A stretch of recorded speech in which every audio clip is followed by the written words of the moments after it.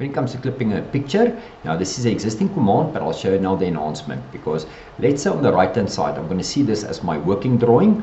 I'm going to clip this image, and then I would like to use the border of this clipping image on another image as well. Or it can be that you receive a clipped image and then you're going to convert it to a polyline, and you're going to use that clip border on another image as well. So let's take it from the start. So you're going to select the picture, you're going to right click, you go down to picture, and you're going to say clip picture by point. As I said, this is the existing command. So we're going to indicate the boundaries that I would like to create, and then you'll see where the enhancement comes in. So let's say we go up to there and up to there. E for end, and now I've got my clipped image. So the new enhancement is that you're going to select that clipped image, you're going to right click, we go down to picture, and you'll see there's a new command added that says create polyline from clipping boundary.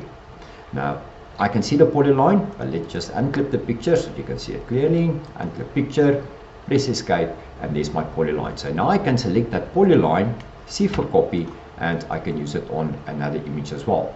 So that is the enhancement, is that you can create a polyline boundary from a clipped image. Another instance that's also very handy is that you may use an image in the background, as you can see in this case. Now if I'm going to select this picture, there's a lot of points already added to this clipping boundary. So if I'm going to convert it now to a polyline, go down to picture, I'm going to ask Caddie to create polyline from clipping boundary, and I'm going to ask Caddie to unclip this picture again. Let's go to picture, unclip picture.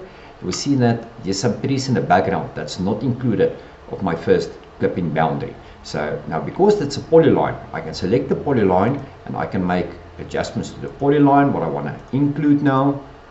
And now I'm going to ask Caddie to make use of this polyline profile as my clipping boundary. So I'm going to right click on the picture, we go down to picture, and I'm going to ask Caddie clip picture by object. So Caddie will ask us indicate clipping object.